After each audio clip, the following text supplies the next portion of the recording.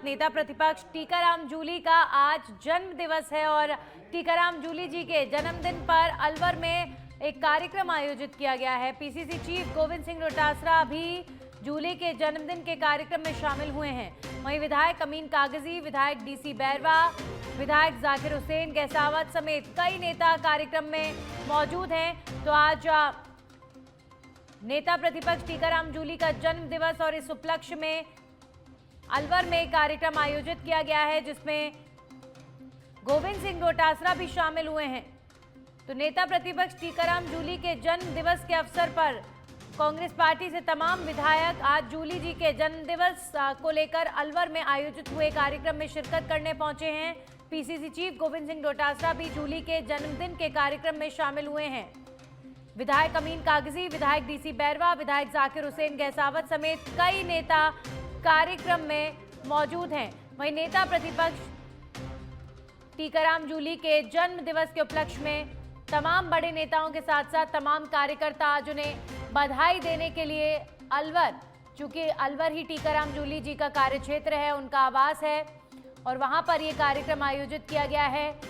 गोविंद सिंह डोटासरा इस कार्यक्रम में शिरकत करने पहुंचे हैं और ये तस्वीरें आप देखिए, अलवर में आयोजित हुए कार्यक्रम की तस्वीरें हैं और तमाम समर्थक टीकाराम जूली के पहुंचे हैं यहाँ पर उनके जन्म दिवस पर उन्हें शुभकामनाएं देने के लिए और तमाम कार्यकर्ताओं द्वारा यहाँ पर टीकाराम जूली का सम्मान किया गया। और ये जो कतार है, ये टीकाराम जूली के समर्थकों की कतार है, उनके कार्यकर्ताओं की, उनकी टीम की कतार है जो आज उन्हें जन्म दिवस के अवसर पर बधाई देने के लिए पहुंची हैं। इसके अलावा तमाम नेता विधायक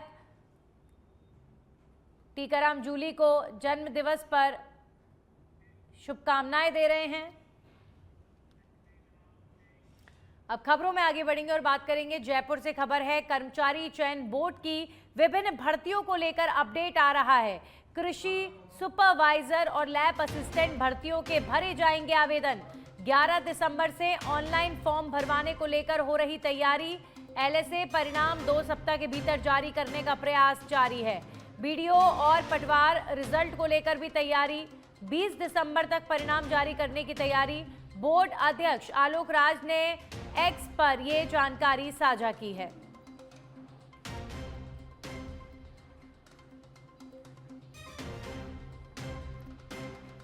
तो वीडियो और पटवार रिजल्ट को लेकर भी अब तैयारियां तेज हो चुकी हैं।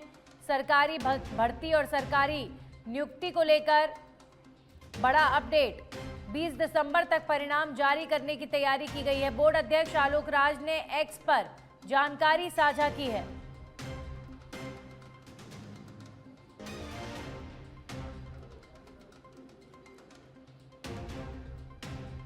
कर्मचारी चयन बोर्ड की विभिन्न भर्तियों को लेकर ताजा अपडेट इस वक्त हम आपसे साझा कर रहे हैं। कृषि सुपरवाइजर और लैब असिस्टेंट भर्तियों के आवेदन भरे जाएंगे, इसकी तिथि भी सामने आ चुकी है। 11 दिसंबर से ऑनलाइन फॉर्म भरवाने को लेकर अब तैयारी तेज हो चुकी है, तो तमाम अभ्यर्थी तैयार हो जाएं। 11 दिसंबर से फॉर्म भरे जाएंगे। वहीं एलएसए परिणाम 2 सप्ताह के भीतर जारी करने का प्रयास भी हो रहा है। इसके अलावा वीडियो और पटवार रिजल्ट को लेकर भी तैयारी तेज है। वहीं जयपुर के जम्वा रामगढ़ से बड़ी खबर आ रही है, जहां पर मनोहरपुर दौसा नेशनल हाईवे पर भीषण सड़क हादसा हो गया है। बेकाबू होकर तेज रफ्तार कार ने ट्रेलर को टक्कर मार दी। वहीं ट्रक और कार भिड़ंत में 4 से 5 लोगों की मृत्यु की सूचना आ रही है। ओवरटेक करने के चक्कर में आमने सामने भिड़ंत हो गई है। कार सवार मृतकों और घायलों को अस्पताल भिजवाया गया है। वहीं सूचना पर रायसर और मनोहरपुर थाना पुलिस मौके पर पहुंच चुकी है। हादसे के बाद हाईवे पर जाम के हालात बन गए हैं, लेकिन भीषण ये सड़क हादसा जिसमें 5 लोगों की मृत्यु हो गई। आमने सामने ट्रक और कार की भिड़ंत हुई है, जिसमें 5 लोगों की दर्दनाक मौत हो गई है। अभी फिलहाल हाईवे पर प्रशासन मौजूद है। यातायात व्यवस्था सुचारू रूप से चले, इसे लेकर प्रयास किए जा रहे हैं। लेकिन जो ये हादसा हुआ है, ये सबक है सभी लोगों के लिए। हाईवेज पर इन दिनों जिस तरीके से बैक टू बैक हाईवे पर हादसे हो रहे हैं, ये वाकई चिंता का विषय है। लोगों को वाहन कंट्रोल में रहकर चलाने की ज़रूरत, क्योंकि इनका जो परिणाम है वो बहुत घातक होता है। कार सवार मृतकों और घायलों को अस्पताल भिजवाया गया है। मनोहरपुर दौसा नेशनल हाईवे पर भीषण सड़क हादसा हुआ है और अधिकारियों के पहुंचने का सिलसिला भी जारी है। राशि डोगरा भी यहां पर हाईवे पर हुए हादसे में मृतकों के परिवारजनों से यहां पर अधिकारी मिल रहे हैं। एसपी राशि डोगरा भी मौजूद हैं। अस्पताल में जो इलाज चल रहा है घायलों का, उसे भी यहां पर मॉनिटर किया जा रहा है, क्योंकि बड़ा सड़क हादसा है ये। अभी फिलहाल हाईवे पर यातायात व्यवस्था सुचारू रूप से चले, इसे लेकर प्रयास जारी हैं। ओवरटेक करने के चक्कर में आमने सामने भिड़ंत हो गई। कार सवार मृतकों और घायलों को अस्पताल भिजवा दिया गया है। वहीं भाजपा प्रदेश अध्यक्ष मदन राठौड़ ने सुनी पीएम के मन की बात। वहीं संगठन निष्ठा को यहां पर मदन राठौड़ दर्शाते हुए नजर आए। मदन राठौड़ ने अपने बेटे के विवाह वाले दिन भी संगठन सर्वोपरि की भावना दिखाई है। भाजपा प्रदेश अध्यक्ष मदन राठौड़ के बेटे का विवाह कार्यक्रम आज पाली में हो रहा है आयोजित।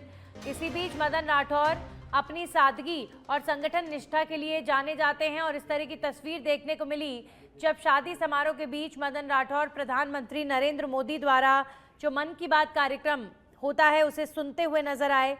आज बीजेपी के प्रदेश अध्यक्ष मदन राठौड़ के बेटे का विवाह है पाली में और विवाह समारोह के बीचों बीच मदन राठौड़ प्रधानमंत्री नरेंद्र मोदी के मन की बात कार्यक्रम को सुनते हुए नजर आए।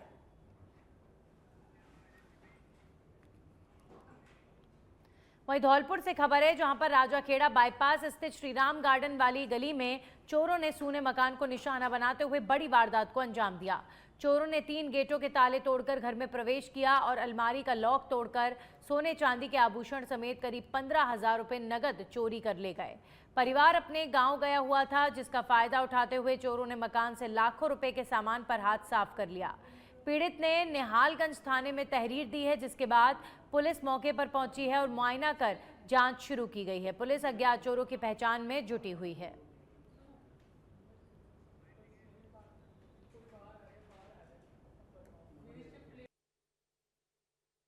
कौन 30 तारीख को मैंने सूचना मिली कि हमारे घर में चोरी हो गई। मैं गांव में गया था और मकान में 2 किराएदार रहते हैं और दोनों ही थे नहीं, घर खाली था। बाहर का गेट पर लॉक लगा हुआ था, तो बाहर से सामने वाले पड़ोसी ने सूचना दी कि आपका गेट खुला हुआ है।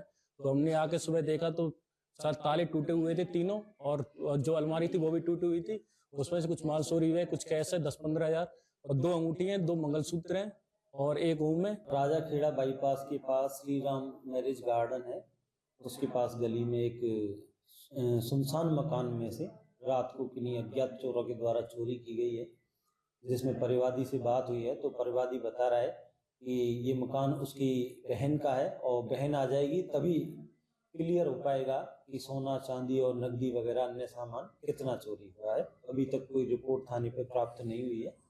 जैसी रिपोर्ट प्राप्त होगी मुकदमा दर्ज कर कानूनी कार्रवाई की जाएगी। वहीं भरतपुर के बयाना में उपजिला अस्पताल में निशुल्क दवा केंद्र पर दवा लेने पहुंचे मरीजों को घंटों लंबी लाइन में खड़ा होना पड़ रहा है। हालात ऐसे हैं कि मरीज लाइन में लगकर थक जाते हैं, लेकिन फिर भी दवा मिलने में काफ़ी समय लग जाता है। रविवार को स्थिति और ज़्यादा गंभीर हो गई जब अस्पताल में केवल एक ही निशुल्क दवा काउंटर खुला, जिससे दवा लेने वालों की भारी भीड़ उमड़ पड़ी। दवा काउंटर पर लाइन में खड़े मरीजों और परिजनों ने बताया कि राजस्थान सरकार द्वारा पूरे प्रदेश में निशुल्क दवाएं उपलब्ध कराई जा रही हैं, लेकिन बयाना उपजिला अस्पताल में सिर्फ 2 काउंटर ही संचालित होते हैं। मरीजों का कहना है कि रोजाना सैकड़ों लोग दवा लेने पहुंचते हैं, ऐसे में 2 काउंटर काफी नहीं हैं।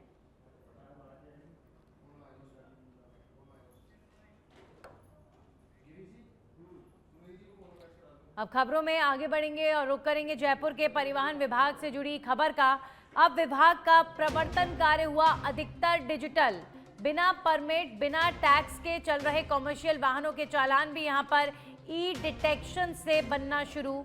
अब 5 प्रकार के वायलेशन के चलते बनने हुए ऑनलाइन बिना पीयूसी, फिटनेस, इंश्योरेंस, परमिट और टैक्स के चल रहे व्यावसायिक वाहनों के टोल बूथ से ही बनने लग गए हैं चालान। अब ओवरलोड को ई डिटेक्शन में लाना है शेष।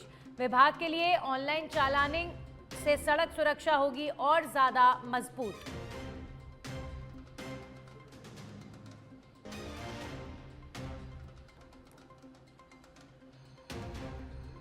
तो ऑनलाइन चालानिंग से सड़क सुरक्षा को मजबूत करने में राजस्थान का पुलिस सिस्टम जुटा हुआ है। जयपुर के परिवहन विभाग द्वारा कड़ा एक्शन ओवरलोडिंग को लेकर किया जा रहा है।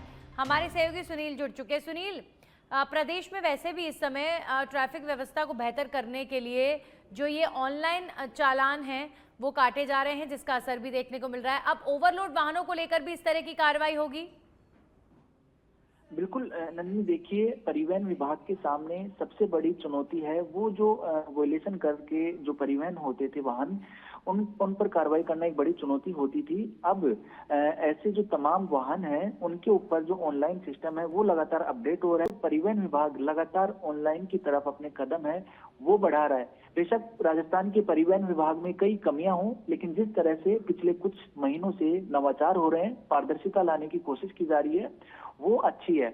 अब जो है परिवहन विभाग ने जो प्रवर्तन यानी जो एनफोर्समेंट की जो कार्रवाई है वो ज्यादातर डिजिटल हो गई है, जिनमें से जो बिना पीयूसी के जो पोल्यूशन के, फिटनेस, इंश्योरेंस, परमिट और टैक्स के जो तमाम जो कमर्शियल व्हीकल्स थे उनके टूल बूथ पर जो टोल बूथ्स हैं वहीं पर जो ऑनलाइन चालान है वो बनने लग गए हैं, जिससे जो इस तरह का परिवहन कर रहे थे जो वाहन मालिक, उनमें एक डर का माहौल बना है। तो इन तमाम जो वॉयलेशन करके चल रहे थे या ऐसे वाहनों को दौड़ा रहे थे वाहन मालिक, वो अब संभल कर चलने लगे, ऐसा जो जानकारी है और ऐसा डेटा रिकॉर्ड हुआ है। अब इसी जो नवाचार को देखते हुए बेहद जल्द परिवहन विभाग है ओवरलोड को भी ई डिटेक्शन यानी जो ई चालान में कन्वर्ट करने की कवायद कर रहा है, वो भी जल्दी देखने को मिलेगा। तो कहा जा सकता है कि जो तकनीकी है उसका सही इस्तेमाल है वो परिवहन विभाग अभी कर रहा है, और लगातार जो उनकी आईटी टीम है वो नित नए नवाचार से परिवहन विभाग को सुगम और पारदर्शिता की तरफ ले जाने की कोशिश में है। हालांकि कई बार ये देखा जाता है कि जो ऑफलाइन चालान बनाते हैं उसमें कई तरह की जो संलिप्तता, भ्रष्टाचार की खबरें सामने आती हैं। कई वीडियो जैसे वायरल होते हैं जिसमें कई परिवहन अधिकारी है वो रिश्वत लेकर वाहनों को छोड़ देते हैं या फिर अवैध वसूली जैसी खबरें सामने आती हैं। तो एक तरफ ये जो तमाम जो उगाही टाइप की चीजें हो रही है परिवहन विभाग में वो रुकेंगी, तो दूसरी तरफ जो बर्डन है विभाग पर, अधिकारियों पर, वो कम होगा और पारदर्शिता आएगी। नंदिनी, चलिए, शुक्रिया सुनील आपका तमाम जानकारियों के लिए। जयपुर के चौमू से खबर है, जहां पर सामोद के खेड़ापति धाम में हजारों संत महात्माओं की मौजूदगी में भव्य चादर पोशी। महामंडलेश्वर प्रेमदास महाराज के निधन के बाद अब चादर पोशी विजय रामदास महाराज के नाम महासंत प्रेमदास महाराज की चरण पादुका स्थापना के साथ होगा शुभारंभ। देश भर से पधारे संत महंतों की मौजूदगी में विजय रामदास महाराज की चादर पोशी होगी। इस कार्यक्रम में करीब 40,000 से अधिक लोगों के लिए प्रसादी बनाई गई है। कार्यक्रम में अनेक संत महात्माओं समेत जनप्रतिनिधि भी मौजूद रहेंगे। सामोद खेड़ापति के करीब 15 बीघा भूमि में बनाया गया है टेंट का पंडाल। खेड़ापति धाम से करीब 500 से अधिक कार्यकर्ताओं को दी गई है अलग अलग जिम्मेदारियां, और ये भव्य कार्यक्रम यहां पर आयोजित हो रहा है। प्रदेश में पश्चिमी विक्षोभ के सक्रिय होने का असर सिरोही जिले में साफ दिखाई दे रहा है। 2 दिन पहले बूंदाबांदी के बाद अब आबू रोड में लगातार 4 दिनों से बादलों का जमावड़ा बना हुआ है और सूरज की लुका-छिपी का दौर जारी है। मौसम में आए बदलाव का सीधा असर लोगों की सेहत पर पड़ रहा है। सर्दी, खांसी, जुकाम और बुखार के मरीजों की संख्या सरकारी और निजी अस्पतालों में तेजी से बढ़ रही है। स्थानीय नागरिकों और भाजपा पार्षदों ने स्वास्थ्य विभाग से बेहतर चिकित्सा सुविधाएं सुनिश्चित करने और अस्पतालों में समुचित व्यवस्था मजबूत करने की मांग की है। इस बीच हमारे सहयोगी मगन प्रजापत ने शहर का दौरा कर बदले मौसम और स्वास्थ्य प्रभावों को लेकर लोगों से बातचीत की है।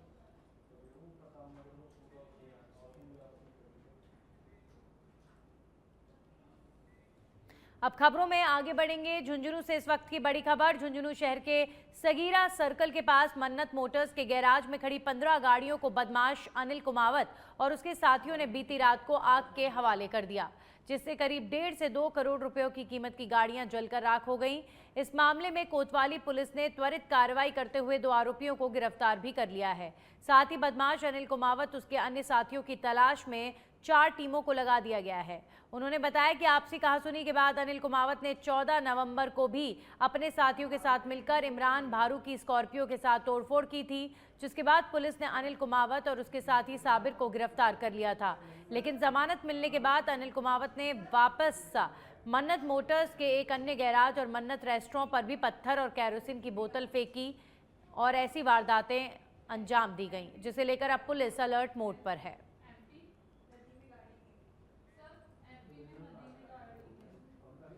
के आसपास हमें सूचना मिली थी कि मन्नत गैराज है, उसके ऊपर कोई फायर ब्रिगेड को बुलाया और आग पे काबू पाया गया। कोई जनहानि नहीं हुई। उसी टाइम जो गैर साहिल थे उनमें से 2 लड़कों को हमने डिटेन किया, उनको 170 BNSS में भी गिरफ्तार कर लिया और आगे अभी जो ही रिपोर्ट प्राप्त होगी, रिपोर्ट प्राप्त होते ही कार्रवाई करके दर्ज करके और अग्रिम कार्रवाई करेंगे, कठोरता से कार्रवाई करेंगे, त्वरित करेंगे। उससे पहले इनके आपस में कुछ इश्यूज थे। 14 तारीख को उनके कहा सुनी कोई गाड़ी का शीशा तोड़ने की बात को लेके जो नाम आ रहा है अनिल कुमावत और एक दूसरा जो लड़का है साबिर, उन दोनों को 20 तारीख को हमने 170 BNSS में गिरफ्तार करके पाबंदी की कार्रवाई की गई थी। 24 तारीख को राजस्थान सरकार की महत्वाकांक्षी इनलैंड पोर्ट परियोजना अब जमीन पर उतरने लगी है।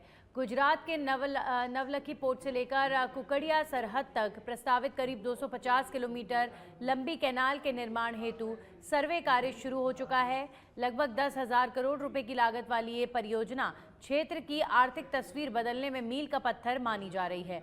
सर्वे टीम ने विभिन्न स्थानों पर भू सर्वे, लेवलिंग और मापन कार्य शुरू कर दिया है। ये 175 मीटर चौड़ी कैनाल न सिर्फ सिंचाई को नया आधार देगी, बल्कि व्यापार, लॉजिस्टिक्स और औद्योगिक विकास को भी गति देगी।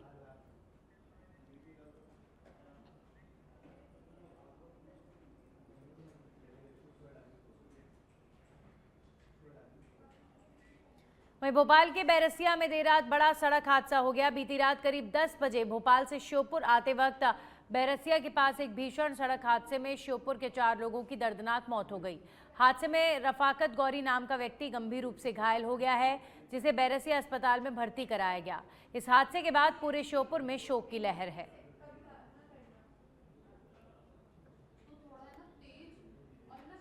तो मध्य प्रदेश में बड़ा सड़क हादसा, श्योपुर में यह हादसा हुआ है।